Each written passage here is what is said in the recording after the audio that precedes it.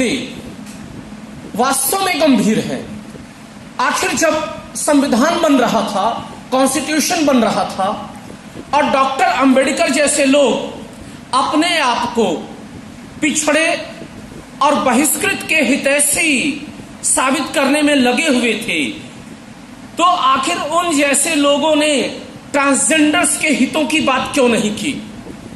आम बोलचाल में जिन्हें आप किन्नर कहते हैं, आज से नहीं सदियों से ये समाज बहिष्कृत है और पिछड़ा हुआ है। भारत का संविधान, जब इंडिया के कॉन्स्टिट्यूशन को आप उठाते हैं तो आर्टिकल 15, आर्टिकल 16 साफ साफ कह रहा है, खासकर आर्टिकल 15 में किसी भी व्यक्ति के साथ जाति, धर्म या लिंग के आधार पर भेदभाव नहीं किया जाएगा। और संविधान या मौलिक अधिकारों में जितने भी अनुच्छेद हैं, उसमें अनुच्छेद 15, अनुच्छेद 16, अनुच्छेद 17 और अनुच्छेद 21 का अपना एक अलग ही और विशिष्ट महत्व है। अनुच्छेद 17 छुआछूत पे निरोध लगा रहा है।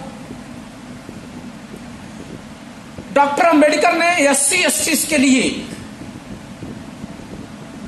काफी फिलॉसफीज दी, उनके हितों, उनके कल्याण, उनके अपलिफ्टमेंट के लिए काफी प्रयास किए। मैं अंबेडकर को ही क्यों टारगेट कर रहा हूं? क्योंकि वे ही खुद अपने आप को दबे कुचले, पिछड़े और बहिष्कृतों के लीडर के तौर पे स्थापित करने के लिए सामने आए। और जितने भी सामाजिक न्याय के पितामह इस देश में पैदा हुए हैं, उसमें अंबेडकर का नाम सर्वाधिक चर्चा के साथ लिया जाता है।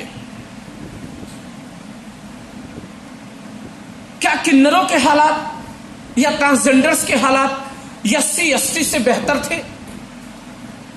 कम से कम एससीज या एसटीज को उनके परिवार में तो एक्सेप्टेंस मिलती थी, भले ही सोसाइटी के लेवल पे या पॉलिटिक्स के लेवल पे एक्सेप्टेंस ना हो, लेकिन फैमिली एक्सेप्ट कर रहा है। जब हम ट्रांसजेंडर्स की बात कर रहे हैं तो दुनिया तो बहिष्कृत कर ही रहा है, उनके मां बाप भी उन्हें बहिष्कृत कर रहे हैं। क्या इसका दर्द या इसकी पीड़ा किसी ट्रांसजेंडर को नहीं होगी कि वहीं मेरे भाई को अधिकार मिला हुआ है, मेरी बहन को अधिकार मिला हुआ है, चाहे वह संपत्ति का अधिकार हो, चाहे गरिमा युक्त जीवन जीने का अधिकार हो, तो वह अधिकार मुझे क्यों नहीं मिलना चाहिए? जब एक जैसे एसेंस तीनों में पाए जाते हैं। यह बड़ा ही महत्वपूर्ण प्रश्न है कि सोचिए कि हमारे मां बाप किसी स्त्री या किसी पुरुष को यदि बहिष्कृत कर दिया जाता है परिवार से, संपत्ति पर राइट ना दिया जाए और साथ ही साथ पॉलिटिकल, सोशल और इकोनॉमिकल राइट्स ना दिए जाएं, तो हमारी जिंदगी किस तरीके से कटेगी? भीख मांगकर, नाच गाना, जो प्राय ट्रांसजेंडर्स का पेशा है। और कभी कभी तो ये ट्रांसजेंडर्स अपनी आजीविका चलाने के लिए अपने शरीर तक को बेचने के लिए तैयार हो जाते हैं। Who is responsible for that? समाज, परिवार, संविधान निर्माता, इसमें किसके योगदान को कमतर करके आंका जाए? खैर, भारत का संविधान का जो मूल आत्मा है, मौलिक अधिकार, अगर रियल में वो देखा जाए तो भारत के संविधान का सबसे महत्वपूर्ण हिस्सा क्या है? Part 3 of the Indian constitution. उसमें तो इतना कहा गया है कि किसी के साथ भेदभाव नहीं किया जाएगा, लेकिन उसके बावजूद भी शायद आपको पता ना हो कि ट्रांसजेंडर्स को राइट टू वोट लंबे समय तक नहीं मिला था। कब तक ट्रांसजेंडर्स को राइट टू वोट नहीं मिला था? कोई भी एक कुछ अंदाजा लगाए भाई। 100 की स्ट्रेंथ है, कोई तो जानता होगा कि राइट टू वोट ट्रांसजेंडर्स को कब मिला।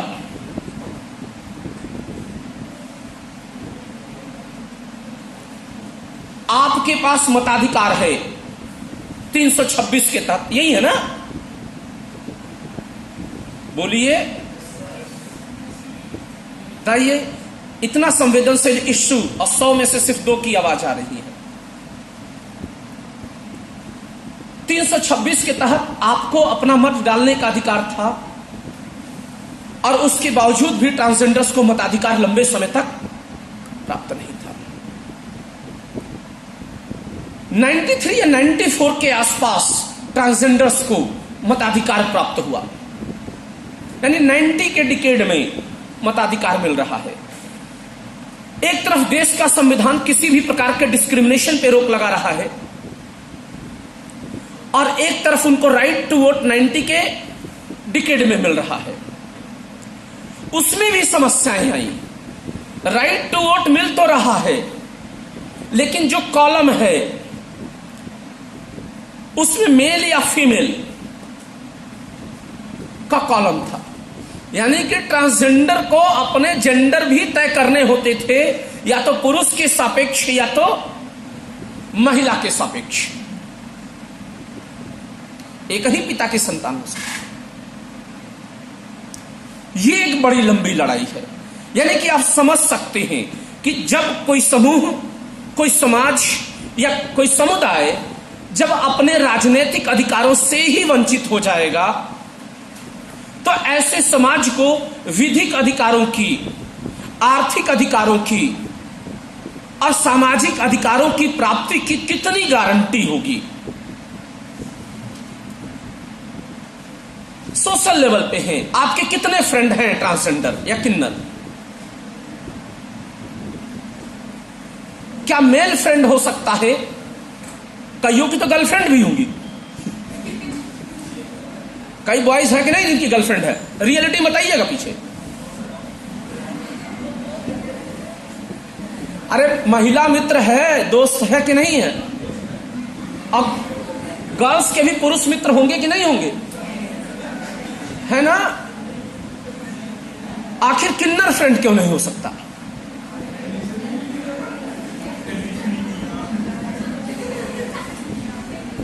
क्वेश्चन अच्छा है। यानी एजुकेशनल सेक्टर में भी उनको डिस्क्रिमिनेशन का शिकार होना पड़ा है। एसेंस हमारे जैसा ही है, चेतना हमारे जैसी ही है कि जब एक लड़का एक लड़के से दोस्ती कर सकता है, एक लड़का एक लड़की से दोस्ती कर सकता है, एक लड़की एक लड़के से दोस्ती कर सकती है, तो आखिर एक किन्नर से दोस्ती क्यों नहीं किया जा सकता? Are they not the part of the society? हाँ बोलिए। सोसाइटी तो होनी चाहिए कि नहीं दोस्ती? क्या कौन नहीं परमिशन देगा? क्या करे कि राजेश सर एडमिशन ही राजेश सर ने कभी मना नहीं किया कि एडमिशन नहीं लेंगे।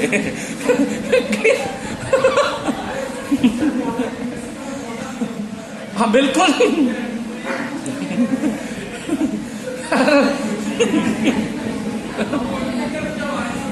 देखिए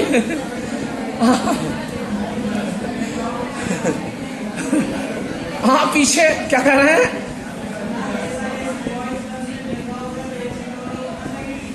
क्वेश्चन अच्छा है, वो क्वेश्चन अच्छा, ताली भी आप लोगों ने बजाई। मतलब कि उन्होंने कहा कि जब यहाँ बॉयज और गर्ल्स में भेदभाव होता है कि सीटें अलग अलग हैं।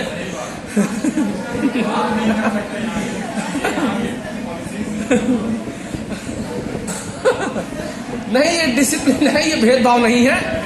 There is difference between discipline and discrimination. खैर मुद्दे पे हम आते हैं। There is difference between discipline and discrimination. सरकार भी देखेंगे, बैरक्स हैं, महिला बैरक्स अलग हैं पुलिस वालों के, और जेंट्स बैरक्स अलग हैं। नेक्स्ट, हाँ, तो there is much difference between discrimination and discipline. खैर क्वेश्चन आपने पॉइंट आउट किया, बहुत अच्छी बात है। दिमाग आप लोग का ऐसे जगह चलता है जहां पे हम लोग का पहुंच नहीं पाता। नेक्स्ट, खैर 90 के दशक के बाद इन लोगों ने अपने अधिकारों की काफी लड़ाई लड़ी और जो परिवार के रूप में बहिष्कृत थे, समाज के रूप में बहिष्कृत थे, क्योंकि आपने उदाहरण अभी दिया है कि शिक्षण संस्थानों में भी इनका बहिष्कार किया गया था। आज इन ट्रांसजेंडर्स को राइट दिलाने के लिए लगातार गवर्नमेंट प्रयासरत है। पॉलिटिकल जो इंस्टीट्यूशन पार्लियामेंट है वह भी इनको अधिकार दिलाने के लिए प्रयासरत है। और 2016 में 2016 में ट्रांसजेंडर्स के राइट्स के प्रोटेक्शन के लिए एक्ट बनाया गया। नेक्स्ट, अब हम आते हैं पॉइंट्स के फॉर्मल एस्पेक्ट्स पे, यानी कि जो औपचारिक, ये तो कैजुअल लेक्चर हुआ सीधे को मुद्दों को की संवेदनशीलता को समझने के लिए। कि सोचिए एक माँ अगर अपने कोख से अपने बच्चे को फेंक देती है या बहिष्कृत करती है या किसी समूह को दे देती है, तो क्या उस माँ को दर्द नहीं होगा कि जिस प्रकार मेरा पुत्र संपत्ति का उत्तराधिकारी है, पुत्री है, तो मेरा वो ट्रांसजेंडर चाइल्ड या किन्नर बच्चा क्यों नहीं हो सकती? माँ को तो पीड़ा उतनी ही होगी, चाहे वो पुत्र पैदा करे चाहे वह पुत्री पैदा करे। माँ का दर्द लैंगिक भेदभाव के साथ नहीं उत्पन्न होता है। खैर, फिर भी इतनी सब सुविधाएं फॉर्मली मिलने के बाद भी आज भी ट्रांसजेंडर्स अपने अधिकारों से वंचित हैं। तो जब हम